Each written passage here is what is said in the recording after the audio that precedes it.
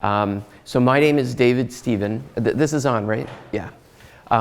And I'm one of the architects that's part of the team, the Mount Vernon Group team. So the purpose of today is to really let the community know, the larger community know about what this process has entailed. And we'll talk about some of the highlights of the priorities that have been established or beginning to be established for the job. And we have a loose agenda here. I'm going to do kind of a bit of an overview and introduction.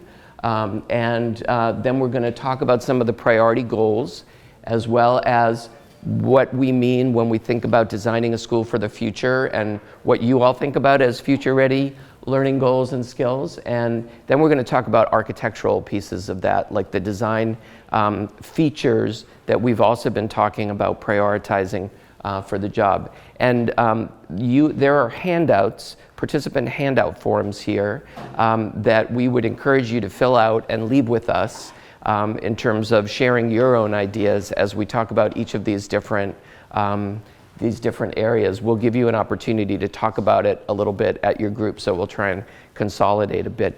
So I'm going to talk just a little bit about the visioning process and how that works and why we do it. And then I'm going to talk about about the priorities, and we'll have a chance to share priorities. But so this is something that, what we're doing here is a feasibility study through the Mass School Building Authority, or the MSBA. The MSBA is a funding partner for schools all around the Commonwealth of Massachusetts that are public schools that are in need of a new building or a renovated building. And there are a lot of communities that apply to the MSBA. There's a long waiting list for schools that would like to get into their feasibility study program, because once you do a feasibility study, it's very, very likely that your school is going to get built. And what the feasibility study phase looks at is oftentimes it looks at different enrollment options, and one of the things that we're looking at here in the Leahy job is that not only would we house the Leahy Elementary School, but there could also be a middle school component to this new building, so it would be a K-8. That is the strategy that the district in general is taking. And we're also looking at whether we do a renovation addition, or a completely new building. So we have to look at all those different alternatives. But the stuff that we've been doing is kind of like the big picture view of priorities, no matter which alternative we're going to choose, whichever enrollment option or whichever version of a renovation or an addition or a new building. We want to establish what are the educational values and priorities for the school and connect them to ideas about buildings. So to do that, we did 3 different workshops with this educational working group. And it's a group of it was a relatively small group of about 16 people. And we met 3 times. And at first we talked about educational vision and priorities. And then we talked about the architectural piece of that. And then we did an activity around actually diagramming what some of these spatial adjacencies might look like. So the MSBA we know what schools look like, right? We know all the spaces that need to go into schools. And once you have an enrollment, the MSBA will give you a spreadsheet of all the different spaces and how much square footage you get. But we can be very creative about how we locate those spaces and also how we talk about the ways that students and teachers are going to be using the school. And the underlying theme here is that we want to design a school that's going to support what Leahy does now, but is also going to be able to evolve because this is at least a 50-year school, right? So we can't even imagine 20 years from now. I mean, kids probably are going to be wearing virtual reality glasses and doing lots of interactive stuff that involves gaming and artificial intelligence around that. That'll be one of the ways that they get content delivery. That's not to replace the teacher, but it's definitely something we have to plan for. So we're looking at spaces that are very kind of flexible and that can work off of each other, so that it's not just classrooms. Classrooms are still the basic building block. They're still very important, but it's all the other spaces around the classrooms as well and how they interact. So So one thing about any new or renovated MSBA job, we've been really encouraging people to think aspirationally, to think about what are their blue sky ideas, what would they love to see in a school, because a lot of the ways that we think of school buildings not working are going to be addressed anyway in any new or renovated building. When we talk about a renovated building, we're talking about a gut renovation, which is more challenging in a building like this that we have here that's masonry construction and very solid. So that's a different starting point. But any new building for the MSBA is going to have what we call ADA compliance, so the Disabilities Act. So it will be accessible to people in wheelchairs. And beyond that, we're going to make it really accessible just in terms of good acoustics in the building, good visual identity, and easy wayfinding throughout the building. So we're going to be thinking about that. We want to make sure that the heating and cooling works. And we're looking at schools as being used on the weekends and all year round. So we need to have air conditioning or some kind of cooling system.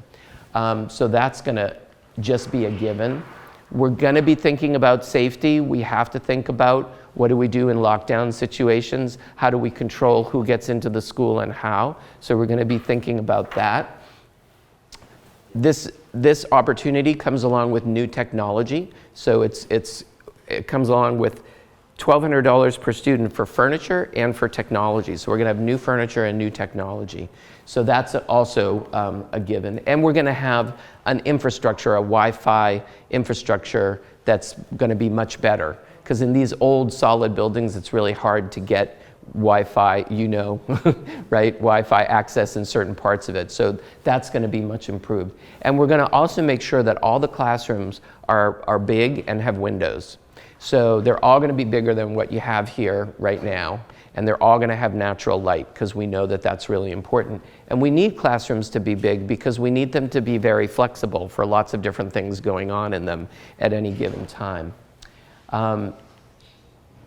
We're going to have a gym. Here we have a situation where this is the CAFA gymnatorium, right here, and the main meeting space, and it's very small. You're going to have a much bigger cafeteria and gym. The cafeteria will be what we call a cafetorium. It will have a stage, but it's really a full stage with lighting and sound and all that kind of stuff. So we're going to have a gym. We're going to have a cafetorium. We're going to have a library media center. And we may think creatively about what that library media center looks like. Maybe we'll distribute parts of it throughout the school. And maybe part of it is like a collaborative area. Maybe there's a quiet room. We're thinking very differently about libraries these days. We're going to have music and art rooms. And we're going to have a science and technology and engineering space. So all that's just a given.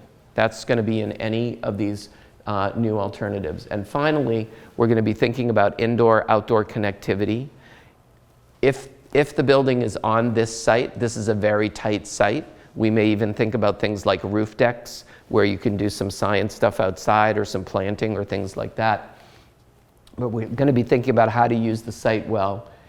A big difference is that now we do special education delivery in what we call a push-in model. Instead of pulling kids out and taking them to one end of the school, we're keeping them very close to their classrooms.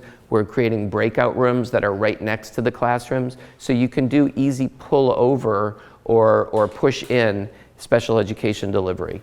And we're thinking about classrooms as being very differentiated. There might be a small group doing some work over here. There might be another area of the classroom where another group is doing something totally different. So we're differentiating. Safe drop-off and pickup. We're thinking about traffic patterns, how to keep cars and kids separate. Parking has been a big thing here. We know there's only so much we can do about creating more parking space, but we'll definitely be thinking about how to create as much as possible. And all the buildings that we're designing will have sustainable features. So we'll be thinking about energy usage within the building. We'll be thinking about passive and active measures to save energy. We'll also be thinking about how the building itself, kids can interact with it in ways that they learn about sustainability. And finally, there's going to be a bunch of bathrooms, and they're going to be distributed throughout the school, so you don't have to walk from one end of the school to the other. We keep hearing in this school from the teachers that we've got a bunch of runners here and climbers, kids that need to move, right? They're young kids, they need to move, so we want to also build in opportunities for movement. So this is really, this whole process that we've been going through, and today also as we brainstorm, is an opportunity to really reflect on Leahy's needs and to push our thinking forward about what's possible. Because most of us, when we think about schools, we think about the schools that we went to. And well, some of our younger folks here, maybe you went to schools that are more kind of dynamic, but a lot of schools just are kind of like the same version of, some are nicer than others, but they're mostly hallways and classrooms. We're going to be talking about going well beyond that. And creating a building that's going to really serve you. Now, this is the beginning of a process that's going to take 4 or 5 years. That's how these things work, because this whole planning stage is the beginning, and then our architects are going to be taking all this information and creating conceptual designs for the building, and you're going to choose, or the community will choose, a preferred design and a preferred approach, and then it has to go through a lot of different other phases. So in terms of priorities then, I have 2 pages of priorities that were identified by the group, and then we're going to give you an opportunity, on your forms to fill out your own ideas about what priorities might be for the school.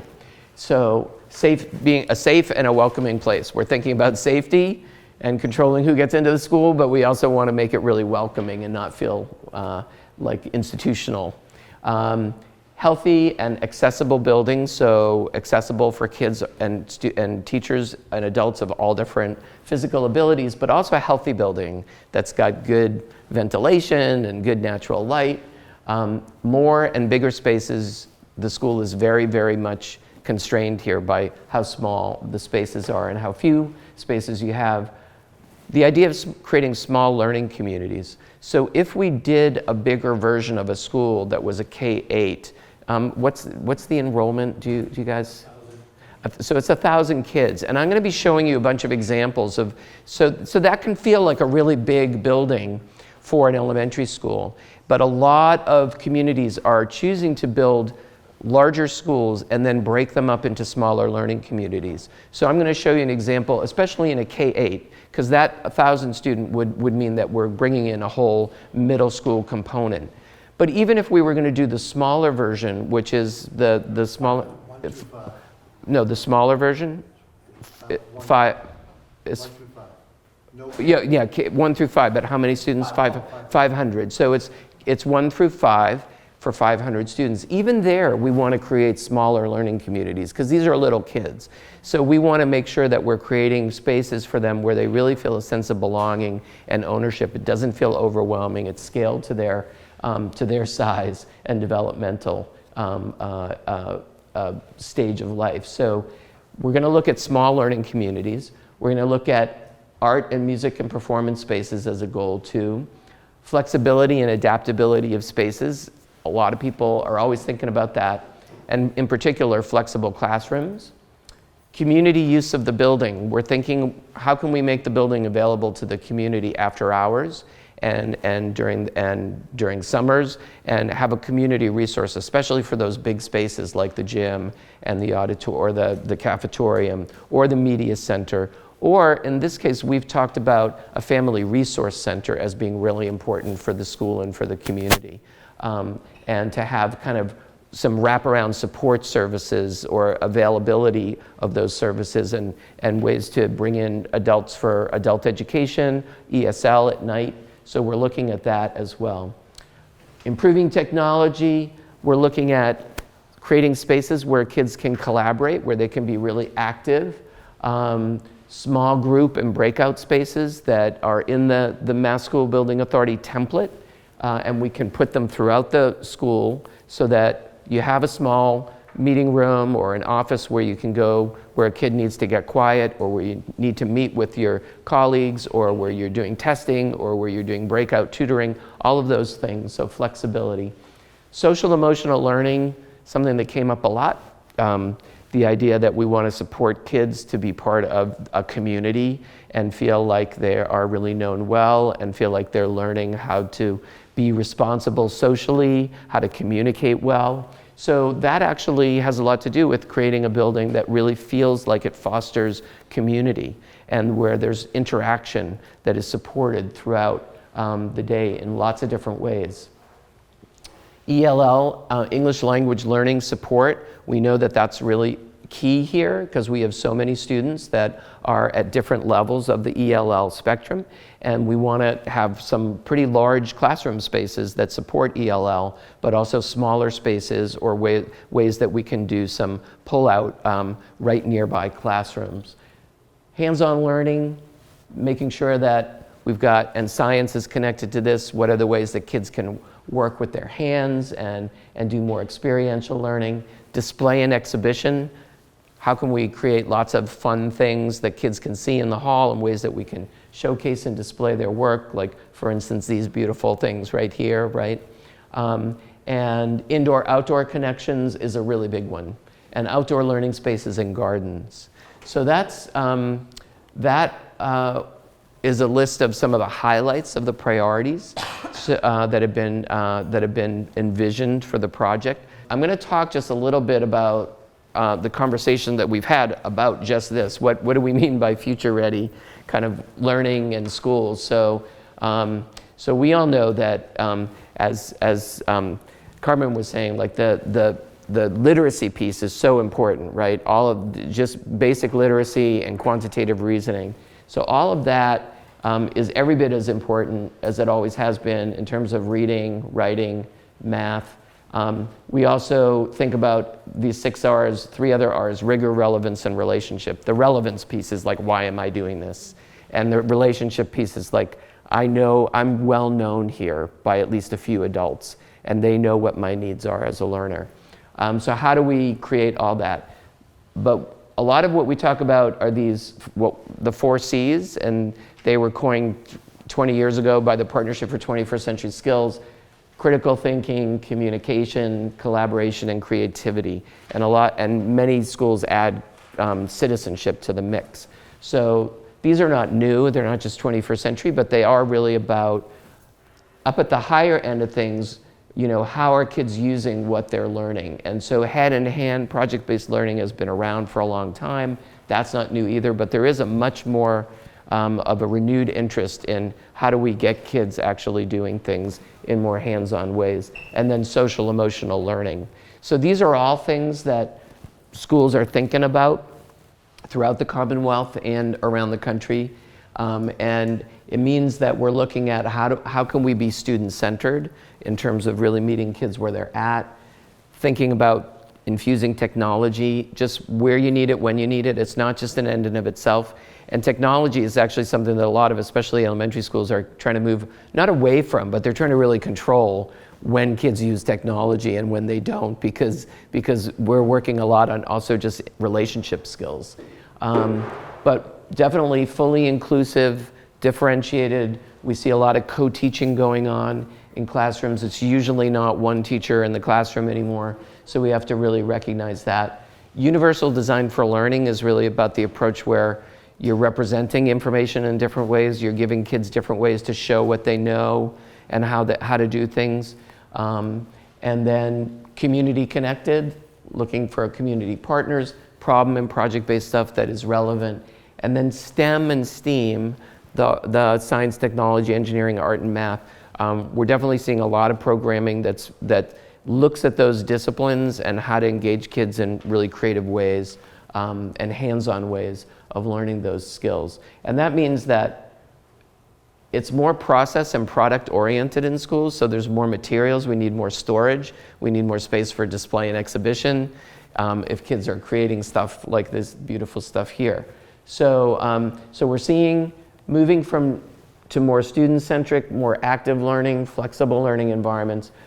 In terms of technology, we're just assuming that every kid is going to have at least one device, and 10 years from now they may have 3 devices, and one of them may be a 3D printer, you know? So we need to assume that technology is going to be there, and we want to have collaborative environments, but we also need to think about quiet and private places too. Lots of kids have, you know, need to be focused in certain ways, so we want collaborative environments and quiet and focused areas.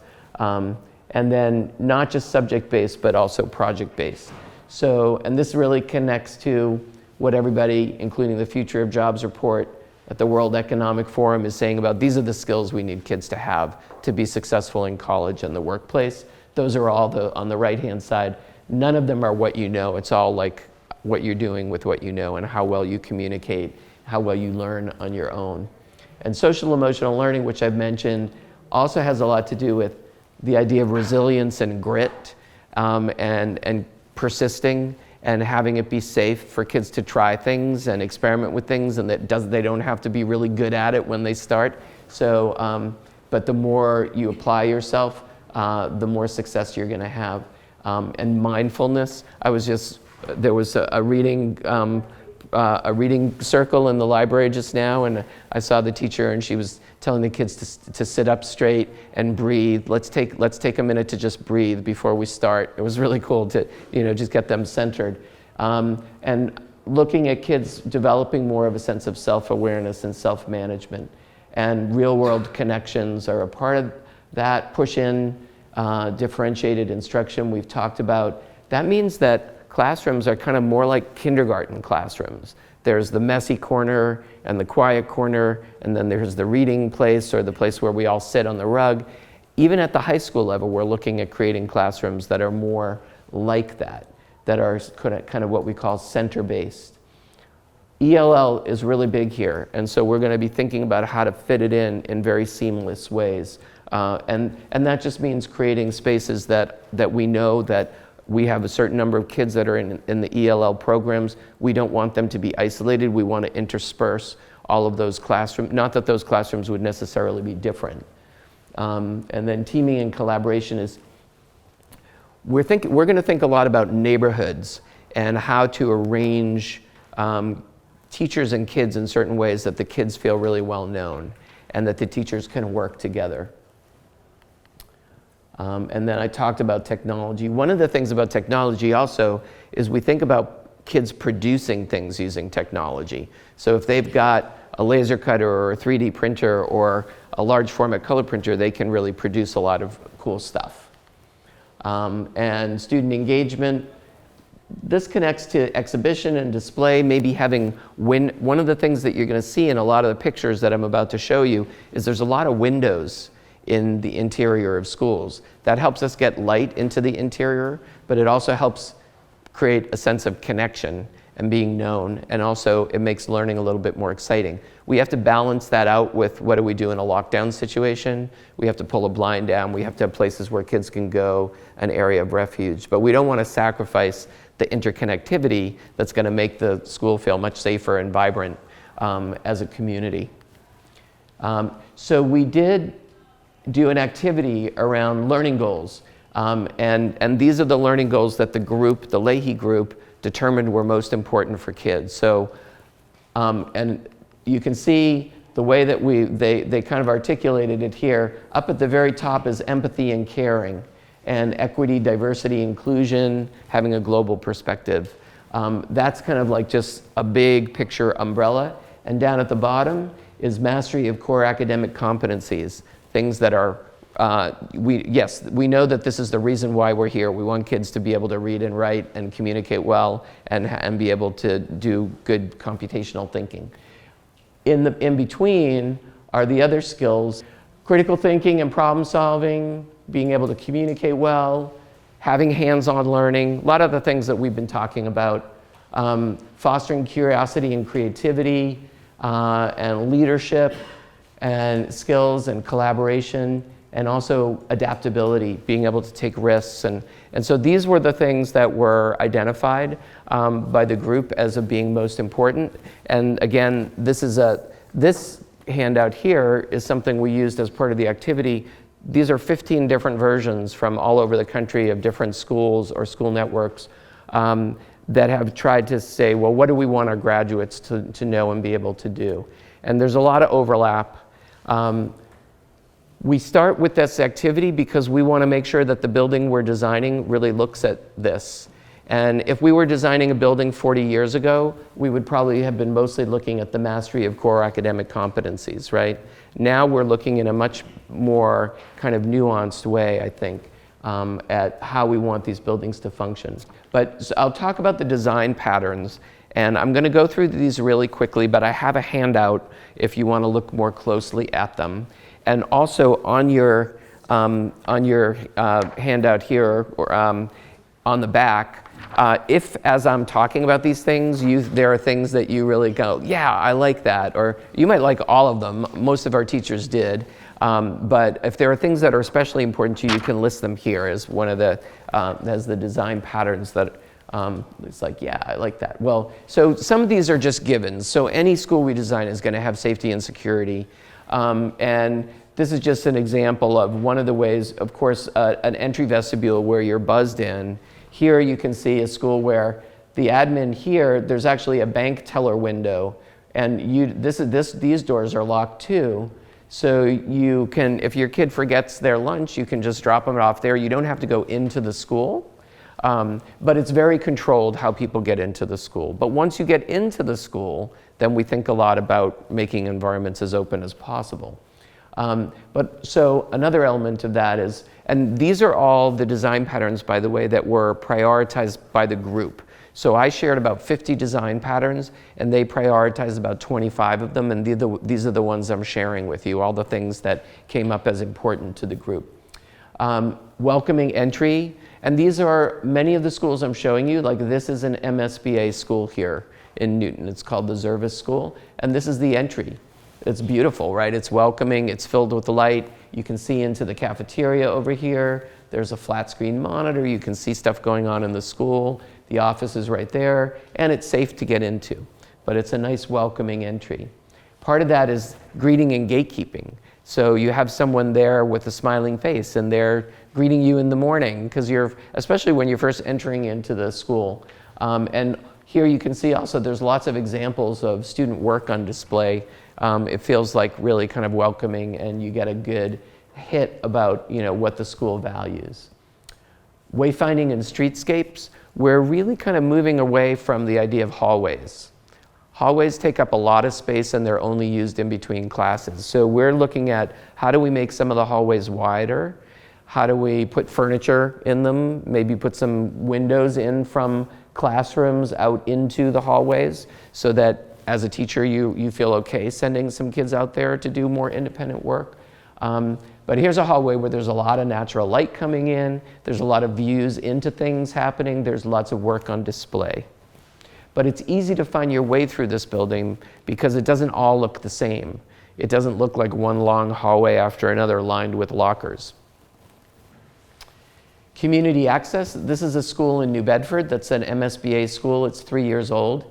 And here's the cafetorium and the gym and the music, and this whole thing can be locked off from the rest of the school. And after hours and on weekends, this becomes a community center, and it's accessible to the community. The school actually either makes this space available or they rent it out a lot to local organizations. And so they're actually making money from it. But it's a beautiful multi-purpose space to be in.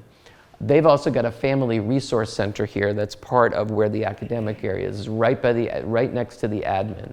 And that's where they have those wraparound services, and they do evening classes for, this school is about 70% English not their first language and 40% ELL. So kind of similar in that they really want to attract their families in, make this a welcoming, safe space.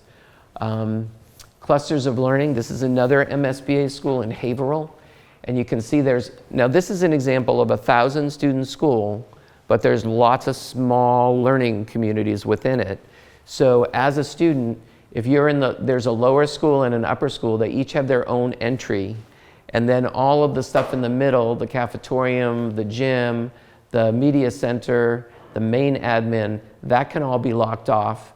So in the morning, kids come in either into the lower or upper school, and after 8:30, those doors are locked, and then they come in the main entry. But in the meantime, these all become their own small learning communities. Here's a grade 1 learning community. Instead of a hallway, there's a big flex space there. You can fit a whole class there. It's got furniture, and they do a lot of science delivery there.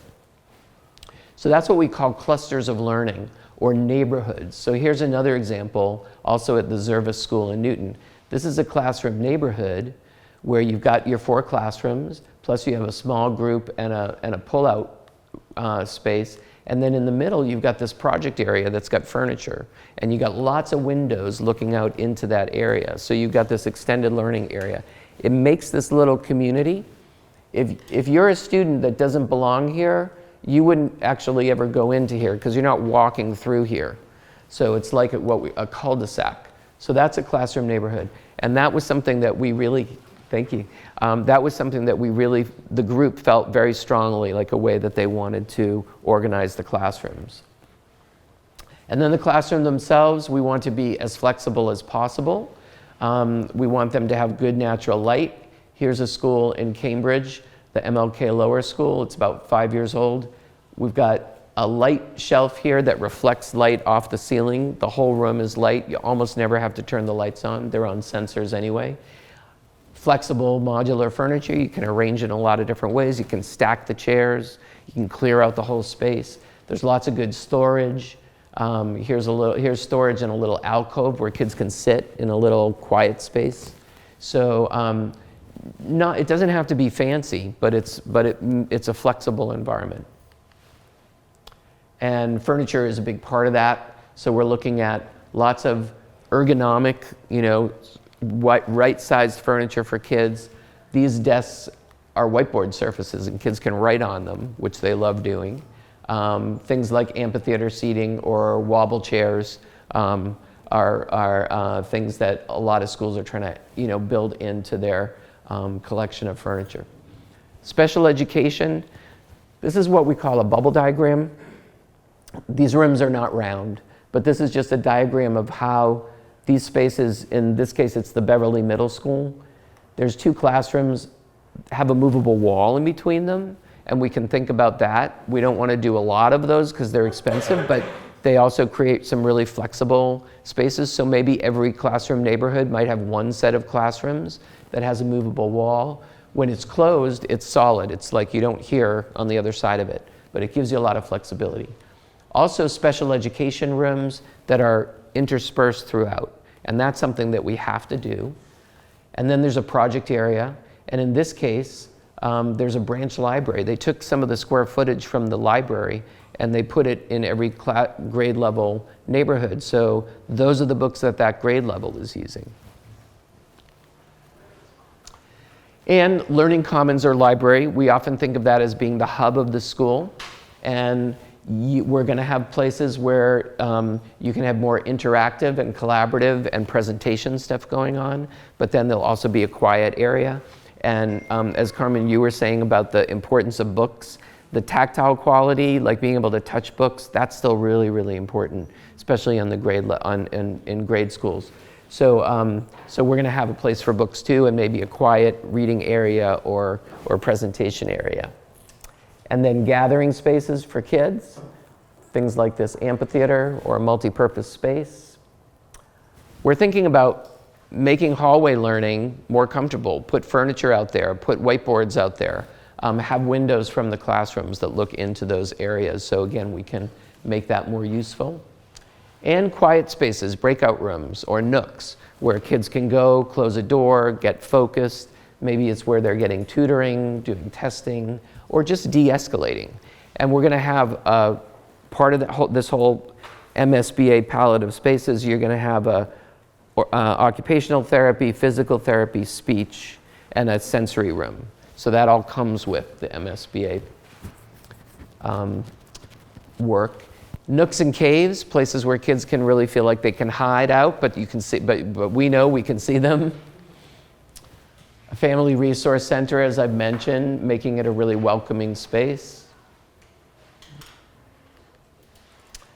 The idea of anywhere, anytime learning. If you're fully wired in the building, you should be able to learn under the stairwell or in these little fun spaces to sit. Breakout and collaboration. So here's classrooms, and outside of the classrooms, there's actually an area where you can do collaborating. This is a garage door that goes right out into the hallway. Did you leave your, Alicia, you left your, great. Don't leave without your form. Okay, maker spaces and fabrication labs, or STEAM or STEM spaces. We know we're going to have one of those, and so we'll be talking to the school about where that might be best located and what kind of things go on there. The idea of in the cafeteria, making smaller places. So we're going to have a much bigger cafeteria than this, and because we're going to have a cafeteria that where you only have to do 2 seatings of students. And so in a bigger cafeteria, we especially need to think about smaller spaces where kids that get overwhelmed in a large space might have a smaller dining venue. So we're going to be thinking about that. Enrichment spaces like art and music, making sure they're centrally located. Outdoor learning spaces, like this outdoor classroom here that's covered, it's also wired, or age-appropriate play spaces. We talked about gardens being a really big, important part of this. A mill-style building, that came up a bunch. People really like the idea of whether it's a new or renovated building, like the idea of the mill building and using that as a meaningful way of how we want to make spaces look. Display and exhibition of student work throughout the school, making it child-scaled so that small kids have much smaller, furniture and they don't feel overwhelmed. And I think we just have 1 or 2 more. History and storytelling, being able to tell stories about the Lawrence community or the river or the history or whatever the school wants to celebrate. Sustainability, we know we're going to be looking at sustainable building components and features, and we want to build that into using the building as a teaching tool. Well then, thank you very much for coming. Again, this is part of what we call the feasibility study. There's a submittal that's going to be going into the Mass School Building Authority. Yeah, so there's a whole process that we're going to be going through here. But it's a very, very thoughtful one. I will say that I work in districts around the country, and there's nothing like the Mass School Building Authority in any other state. So I think we're really, really lucky to have such a thoughtful entity here that's not only a funding partner, because they're going to be funding there's a formula. We're probably up at the top end of that. Correct. Yeah. So they're 75, 80.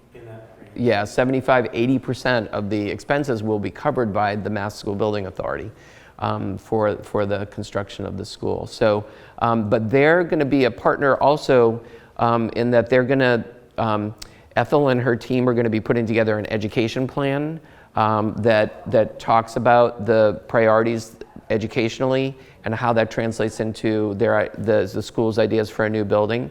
So that's all going to be very thoroughly kind of vetted by the MSBA, and then that's going to all very much connect with the kind of design solution that we come up with. So, all right, well, thank you very much, everybody, for coming.